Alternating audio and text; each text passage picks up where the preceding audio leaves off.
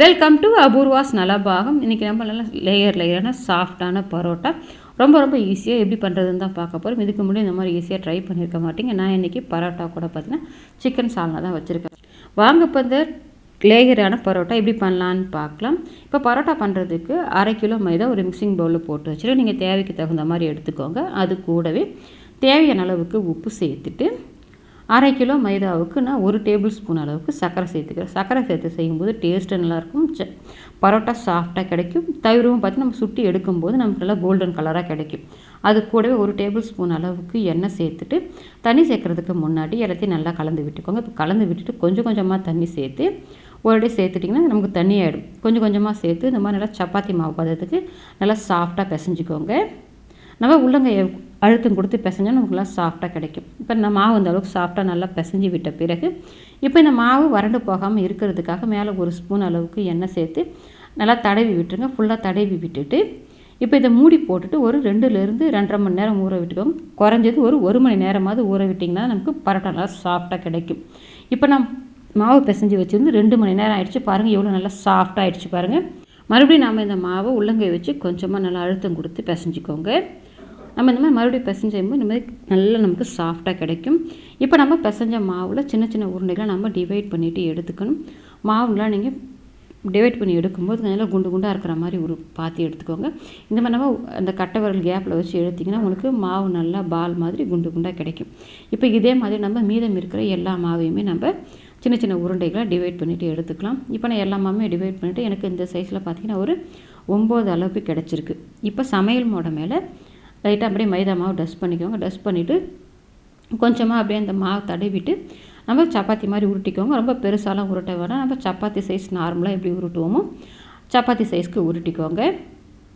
இப்போ எல்லாத்தையுமே அதே மாதிரி உருட்டி எடுத்து வச்சுக்கோங்க. இப்போ பார்த்தீங்கன்னா அந்த 9மே நான் இந்த சப்பாத்திகளை உருட்டி எடுத்துட்டேன். நீங்கள் உருட்டும் போது ஒரே சைஸில் இருக்கிற மாதிரி பார்த்து உருட்டி எடுத்துக்கோங்க.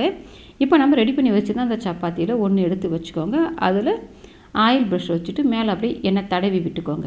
இது நீங்கள் கையால் அப்படியே ஸ்ப்ரெட் பண்ணி விட்டுக்கிட்டாலும் சரி. இப்போ ஒரு சப்பாத்தி மேலே எண்ணெயை தடவிட்டு மறுபடியும் அது மேலே இன்னும் ஒன்று வச்சுடுங்க. இந்த மாதிரி எண்ணெயை தடவிட்டு மேலே ஒன்று இந்த மாதிரி நம்ம எல்லாத்துலேயுமே ஒன்று ஒன்றா எடுத்து எண்ணெய் தடவி வச்சுருங்க. இப்போ எல்லாத்தையும் தடவிட்டு கடைசியில் ஒரு சப்பாத்தி இருக்குது அதையும் மேலே வச்சுட்டு கடைசி சப்பாத்தியில் நம்ம எண்ணெய் தடவுன்னு அவசியம் இல்லை. இப்போ இதை உங்களால் எந்த அளவுக்கு உருட்ட முடியுமோ நல்லா கொஞ்சம் பெரிய சைஸில் உருட்டிக்கோங்க.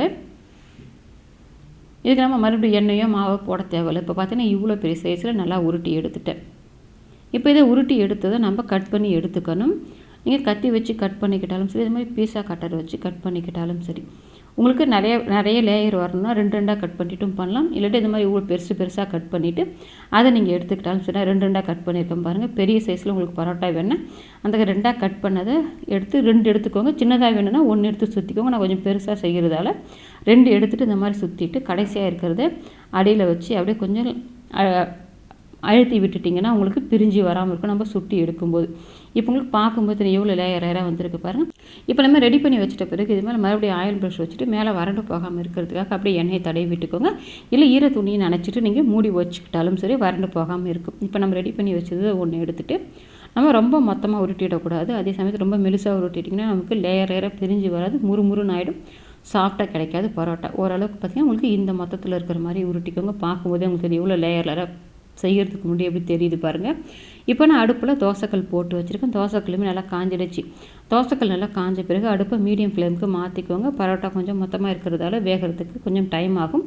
நீங்கள் ஹை ஃப்ளேமில் வச்சுட்டிங்கன்னா மேலே கரிஞ்சிடும், முள்ளையெல்லாம் வேகாது. மீடியம் ஃப்ளேமில் வச்சுட்டு அப்படியே கொஞ்சம் நேரத்துக்கு ஒரு மாதிரி பெரட்டி போட்டுக்கிட்டே இருங்க. நீங்கள் அப்படியே வச்சு வேக வச்சிங்கன்னா ஒரு பக்கம் நல்லா வெந்துட்டு இன்னொரு பக்கம் திருப்புறதுக்குள்ள நமக்கு ரொம்ப முடுமுடுன்னு ஆகிடும், பரோட்டா சாஃப்டாக கிடைக்காது. இப்போ இந்த மாதிரி கோல்டன் கலரில் வந்த பிறகு மேலே எண்ணெய் தடவிக்கோங்க. அது வரைக்கும் எண்ணெய் போட வேண்டாம். எண்ணெய் போடாமல் சுட்டினா உள்ளுக்குள்ளே எல்லாம் நல்லா வெந்து வரும். இப்போ 2 சைடுமே நான் கோல்டன் கலராக வெந்த பிறகு லைட்டாக எண்ணெயை தடவிட்டு ஒரு 30 செகண்டுக்கு பெரட்டி போட்டு எடுத்திங்கன்னா நமக்கு நல்லா கோல்டன் கலரில் நல்லா சாஃப்டாக லேயரான பரோட்டா கிடச்சிருச்சு. இப்போ நீங்கள் இதை அப்படியே சூடாக இருக்கும்போதே அப்படியே கையால் தட்டி விட்டுக்கோங்க. அப்போ தான் நமக்கு நல்லா லேயர் பிரிஞ்சு வரும். நமக்கு நீங்கள் அப்படியே வச்சுட்டிங்கன்னா உங்களுக்கு ரஃப்பான மாதிரி ஆகிடும்.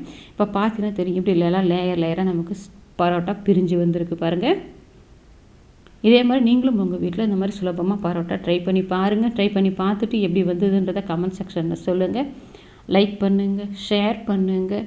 அபூர்வாஸ் நலபாகத்துக்கு சப்ஸ்கிரைப் பண்ணுங்கள். கூடவே பெல் பட்டனையும் கிளிக் பண்ணுங்கள். அப்போ தான் அப்லோட்ஸ்லாம் உங்களுக்கு உடனடியாக கிடைக்கும்.